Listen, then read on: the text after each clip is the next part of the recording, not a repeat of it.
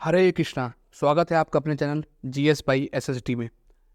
अभी तक हमने पोर्टुगीज़ के बारे में, डच के बारे में और इंग्लिश के बारे में देखा। अब इस वीडियो में हम फ्रेंच के बारे में देखेंगे। फ्रेंच लास्ट यूरोपियन थे जो भारत में आए। होता यह है कि लुईस 14 राजा था फ्रांस का। उसका एक मिनिस्टर था जिसका नाम था कोलबर्ट। उसने एक कंपनी की नींव रखी, जिस कंपनी को हम फ्रेंच ईस्ट इंडिया कंपनी के नाम से जानते हैं और जिसको फ्रेंच लैंग्वेज में कंपैनी डेस इंडस ओरिएंटल्स भी कहा जाता है। तो 1664 में French east India company Bharat आती है और 1667 में 1667 में फ्रैंकोइस कैरोन सूरत में फैक्ट्री लगाएंगे। फिर फैक्ट्री लगेगी मसूलीपट्टनम में 1669 में 1669 में। 1673 की बात है, गवर्नर थे, सूबेदार था बंगाल का शाइस्ता खान, जो कि मैटरनल अंकल है औरंगज़ेब का, यानी मामा। वो सूबेदार था बंगाल का। उसने परमिशन दे दी फ्रेंच को कि आप फैक्ट्री लगा सकते हैं चंद्रनगर कलकत्ता के पास। तो चंद्रनगर पे फैक्ट्री लगेगी।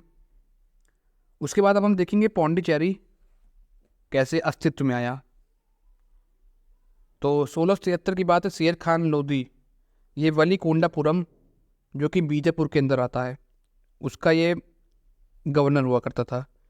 उसने फ्रैंकोइस मार्टिन से कहा कि ये साइट पड़ी हुई है खाली, कुछ नहीं था वहाँ पे, आप इसको सेटलमेंट के लिए यूज़ कर सकते हैं। क्या ठीक है।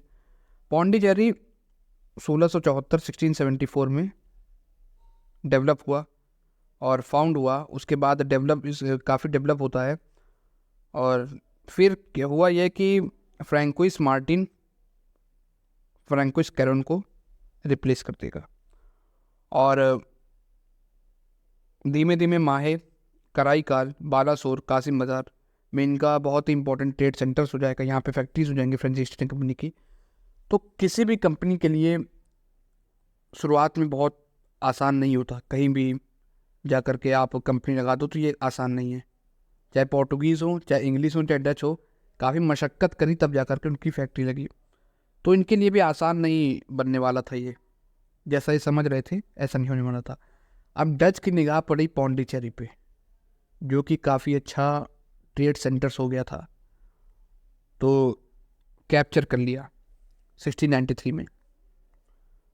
लेकिन फिर देखते हैं कि इनका बहुत ज़्यादा इंटरेस्ट जो था वो मलय आर्किपेलागो, इंडोनेशिया और सुमात्रा, फिलीपींस, ब्रुनेई, इस रीजन पे हो गया था।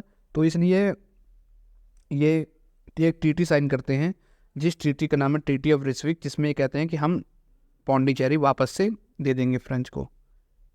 तो ठीक है। अब इन्होंने 1-2 साल लगा दिया, तो 1699 के आसपास, 1699 के आसपास इन्होंने पौंडीचेरी दे दी फ्रेंच को। अब यहाँ हो ये जाता है कि जैसे ये जो कंपनीज थी, फ्रेंच की हो गई, इंग्लिश की हो गई, डच की हो गई, ये केवल भारत में ही नहीं थी, ये पूरे विश्व में थी। कोई कहीं अमेरिका में, कोई है, कोई स्पेन में, कोई कहीं पे। तो होता ये है कि स्पेन में फ्रांस का प्रतिनिधि बैठा करता था, शासन किया करता था। और जब वो ख़त्म हो जाता है तो वॉर ऑफ सक्सेशन, अब कौन गद्दी पर बैठेगा, इसको लेकर के उत्तराधिकार का युद्ध, वॉर ऑफ स्पेनिश सक्सेशन शुरू हो जाता है। जिस वजह से इन लोग सबका इंटरेस्ट उधर चला जाता है और इधर इंटरेस्ट नहीं रह जाता, बहुत ज़्यादा ध्यान नहीं इधर रहता। तो सूरत, मसूलीपट्टनम और बैंटम का जो आइलैंड है, ये इनके हाथ से निकल जाएगा। और दूसरा झटका ये लगेगा जब फ्रैंकोइस मार्टिन की डेथ हो जाएगी 1706 में। तो एक तरीके से बहुत बड़ा झटका लगा फ्रेंच ईस्ट इंडिया कंपनी को। लगा कि अब ये वापस से ये नहीं आ पाएंगे। तो फिर बिखरी हुई फ्रेंच ईस्ट इंडिया कंपनी को वापस से रिवाइव किया जाएगा और इसका नाम रखा जाएगा perpetual company of the Indies. और इसमें 2 लोग की बहुत ही अहम भूमिका है। वो हैं लेनोएल और डुमास। ये दोनों गवर्नर की बहुत अहम भूमिका है फ्रांसीसी ईस्ट इंडिया कंपनी को वापस से पिक्चर में लाने की। और होता यह है, अब इनको साथ मिल जाता है फ्रेंच कंपनी ऑफ मॉरिशस और French company of reunion in southern Indian ocean में। तो इनको इन दोनों का भी साथ मिल जाता है जिस वजह से वापस से फ्रेंच जो है पावरफुल हो जाएगी और अब अंग्रेज़ों और फ्रांसीसियों के बीच युद्ध होगा और वो युद्ध निर्धारित कर देगा कि कौन भारत पे राज करेगा, जिस युद्ध को हम कार्नेटिक वॉर्स के नाम से जानते हैं। तो बहुत इम्पॉर्टेंट है, इसका नेक्स्ट वीडियो हम कार्नेटिक वॉर्स के ऊपर लेकर के आएंगे, उसको ज़रूर देखिएगा। हरे कृष्णा।